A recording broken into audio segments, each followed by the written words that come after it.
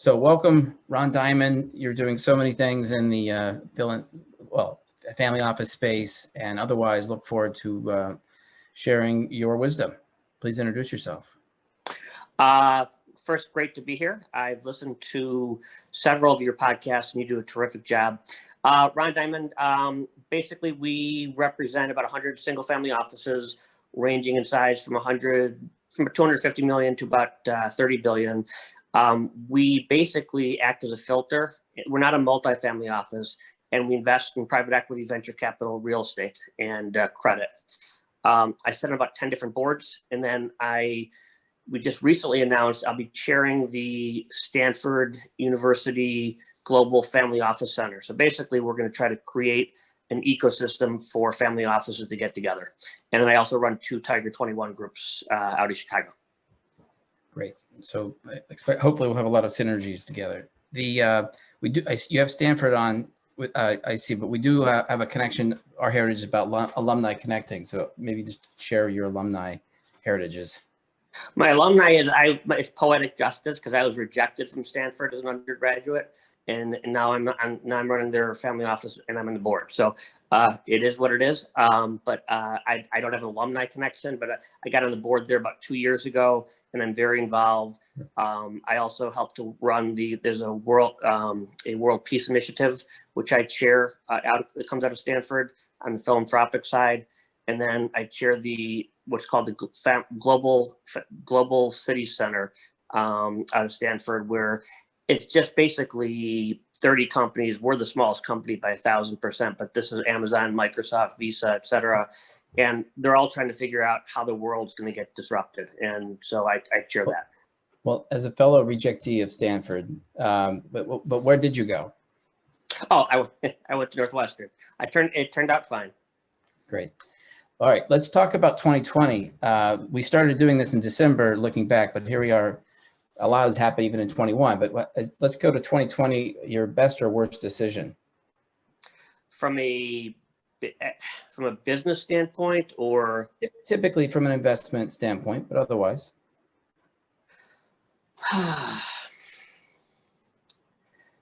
Gosh, that's hard. I would say, you'll have to edit this a little bit. I would say my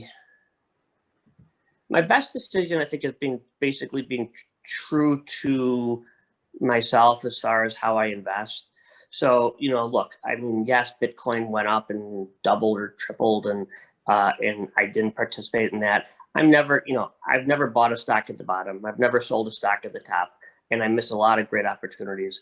But I'm fairly thoughtful, and I try to stay in the lanes that I understand and then I know. So we've done quite well in certain areas. Obviously, in real estate, I believe single family rental is basically, it's like where mobile homes were 10 years ago. In the family office world, that's the biggest trend right now. I sit on the board of a couple of cannabis companies, and those companies have done obviously extraordinarily well. So those would be the 2 probably best decisions. Great. And then in terms of 21, obviously you get big goals, but how do you predict 21 in some respect?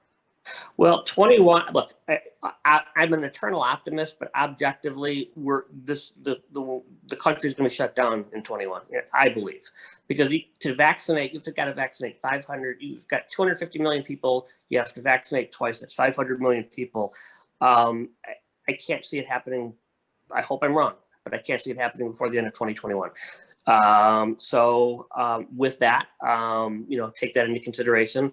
I think it's going to, but what's going to happen, I do think you're going to see some tremendous opportunities. I mean, look, at the end of the day, we are social animals. And I remember when the VHS came out and all people thought, oh, movie theaters are dead. Well, they weren't, and they thrive. We need to be together. We're human beings, need to be together. We're social animals. So all this, the pendulum has shifted to the point where, people are thinking, I'm going to work remote. Well, I'm doing a remote thing with you right now. Mm-hmm. And it's fine. It would be much better to do it in person. It's just, I used to fly out to California to meet a client for 2 hours versus Zoom. it's much better, in my opinion, to do it that way. So I do think the office sector is going to come back. It's going to be changed, but it's going to come back.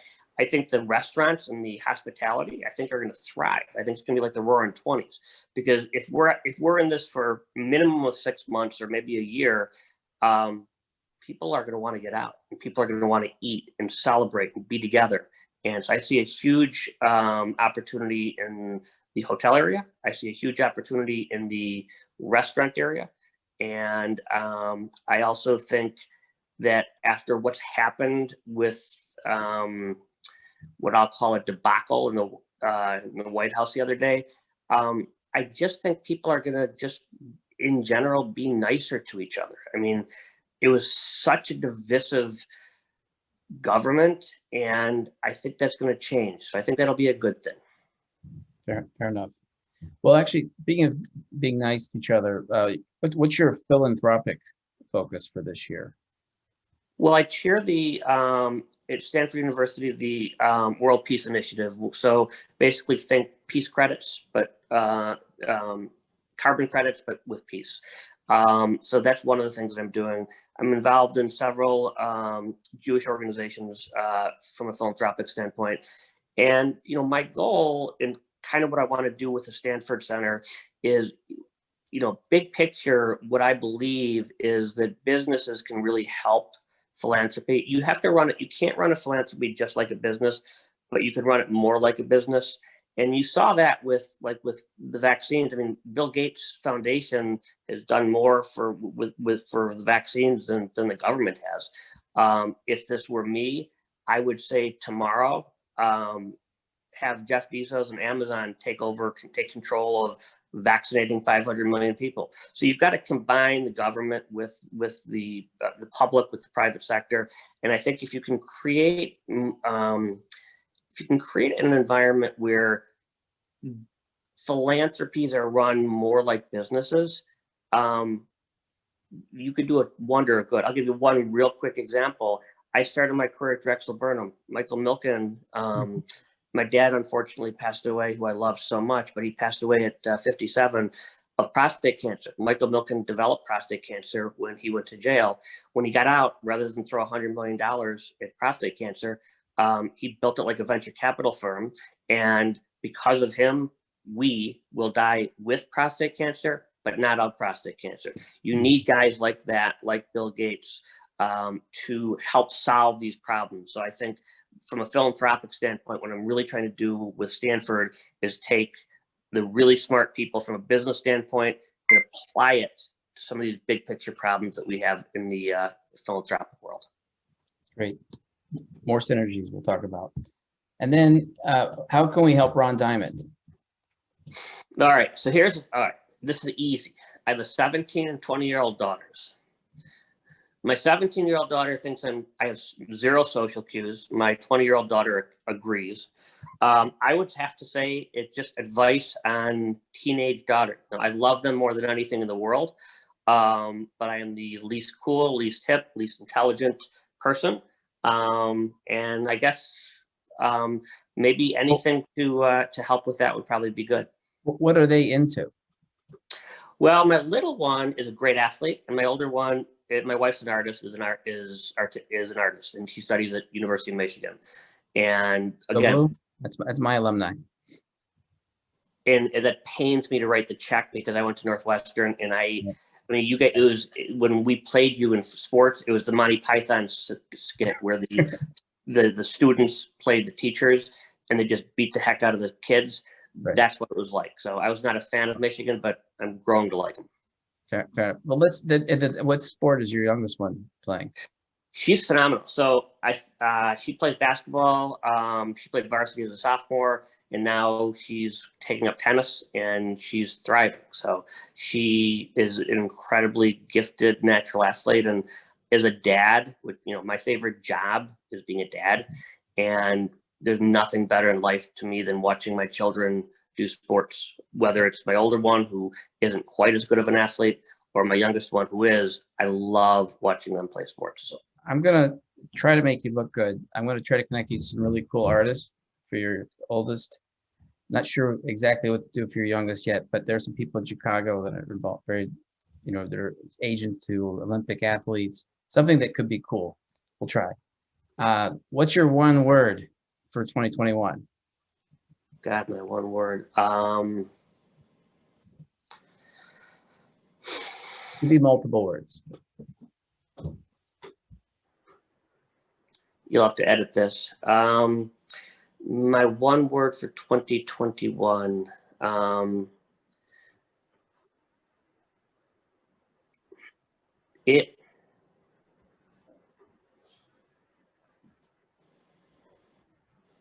It's a great question. And again, you'll have to edit this. I would say resilience. There's a song that my daughters listen to. I don't know who sings it. Something like "What doesn't kill you makes you stronger." I mean, look, this pandemic has been horrific, and on a relative basis, I'm fortunate that I can work out of my house, and things don't really change that much. But it's been a horrible thing, and it's also showed the disparity. Because my kids they go to private schools, and they get certain resources, but it shows the income disparity, and that's a huge problem. And in my world, in the family office world, there's roughly $10 trillion in money in family offices. You've got another $65 trillion in wealth that's transferring over the next 10 years from the baby boomers to the next generation, which will be the largest transfer of wealth ever. Now, that's a good thing for the family office world, but from a societal standpoint, it's not, because unless you have less, there has to be less disparity in wealth. You need a sustainable middle class in order to grow the economy. And ultimately, if the rich get richer and the poor get poorer, bad things will happen. Not today, not this year, but over the course. So and I talked to a lot of the family offices about this, and look, most of the family offices we work with, and I am also, are very philanthropic. Yes, they want to stay wealthy, et cetera, but they understand also that, people aren't eating. I mean, 1 in 5 kids are insecure, food insecure. That's insane in our country. So we're going to have to do something with that. And I do think that a solve for that is using business minds, not just taxing like the Democrats would typically do, but using business minds to figure out how do we decrease the income disparity. And I think that's a huge thing that's going to happen in 2021.